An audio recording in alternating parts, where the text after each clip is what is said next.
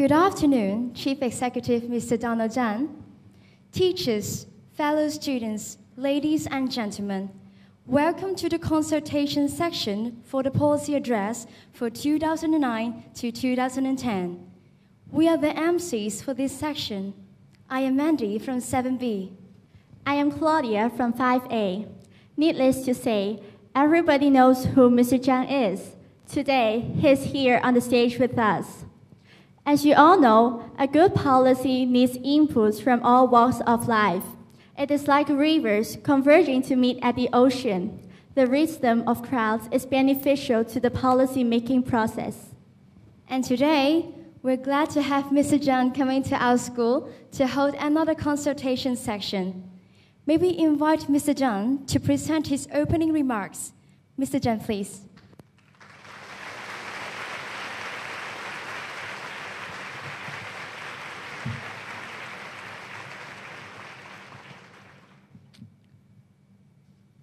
Good afternoon, and thank you for sparing some time to meet me after school, especially at the start of a new school term when I know everyone is very busy. And number 3 signal has been hoisted. If any one of you who lives far away from school and will have to leave first, please do so. I will not be discouraged when you suddenly have to quietly escape through the route and disappear, because I know number 3 signal is up, okay? But I want to do 2 things today. First, I want to let you know why I want to speak with you.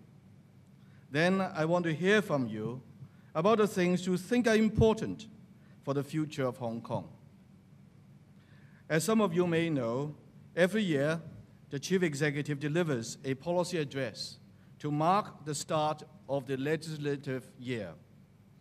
The policy address sets out the government's priorities for the following year. This year's policy address will fall on the 14th of October. Before we prepare the policy address, my team and I consult widely to get a better understanding of the community's concerns and wishes. These meetings are always very useful. Every year, I include a consultation session with young students. That's where all of you come in.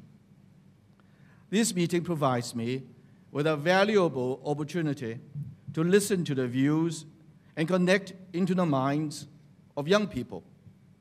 They often have bold and fresh ideas. These could be the ideas that are going to shape the future of Hong Kong. We are not sure exactly when the tradition of delivering a policy address to the legislature started. The first one we have been able to find in our files was delivered by Governor Sir William Robinson on 16th of November, 1892. That's over 100 years ago. At that time, there were 5 non-official members and 7 official members in the Legislative Council. One of the non-official members was a Chinese barrister named He Kai. He was the Kai in the famous Kai Tak Airport. Sir William was appointed as the 11th governor of Hong Kong in 1891, when its population stood at 221,441 people in the whole of Hong Kong. The total government spending that year was about $2.5 million. Of this, some $84,000 was allocated for education, or about 3% of the total spending. As Sir William noted, there are, I regret to say, some 20,000 children who attend no school whatever. Well, let's fast forward 117 years to this year, 2009. Today, we have 16 non-official legislators, all elected, and no official members. Our population is a little over 7 million people. Public spending this year is over $315 billion, about 25% of which is allocated to education. And every child is entitled to 12 years of free education, and no young person is deprived of university education because of means.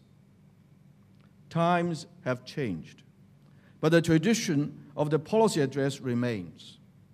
Some people might ask, do we really need a policy address every year? It's a good question. I do believe it is necessary. The policy address provides the chief executive with an annual opportunity to spell out his plans for the coming year and also to report on the government's performance during the past year. It is a demonstration of commitment and accountability. But commitment and accountability is not just something we dust off and talk about once a year. We live by it every day. Every day, we review the running of government in Hong Kong.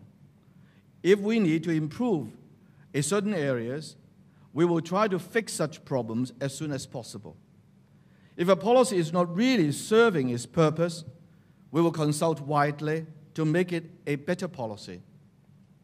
You might then ask, well, if you are working on policy every day, why do you need an annual policy address? What purpose does it serve? All of you will have had some experience in planning a school project. When you do a school project, you need first an idea, then the planning, next careful implementation, and finally, review the result, if you get some. It's the same in government. We need foresight and vision.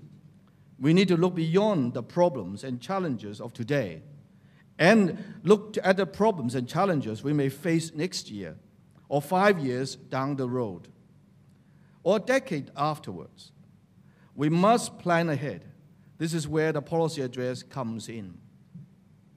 For this year's policy address, I'll be focusing on how we can give Hong Kong some new economic impetus by promoting the growth of 6 economic areas where Hong Kong enjoys clear advantage.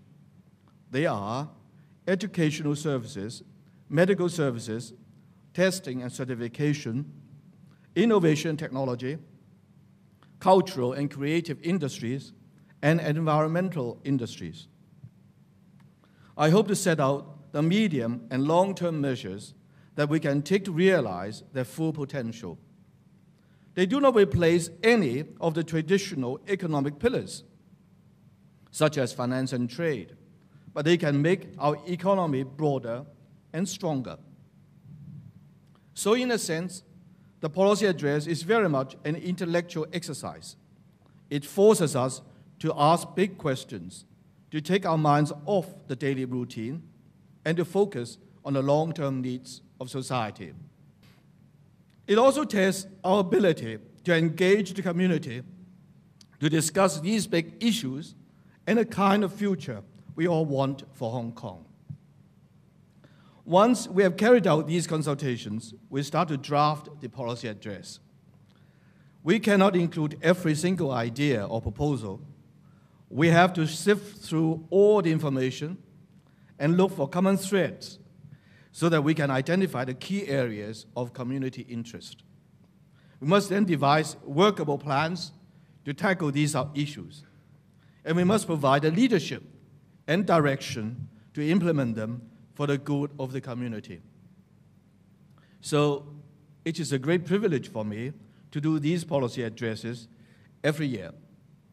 It gives me a chance to listen to people from all walks of life so that we can try to help as many people as possible.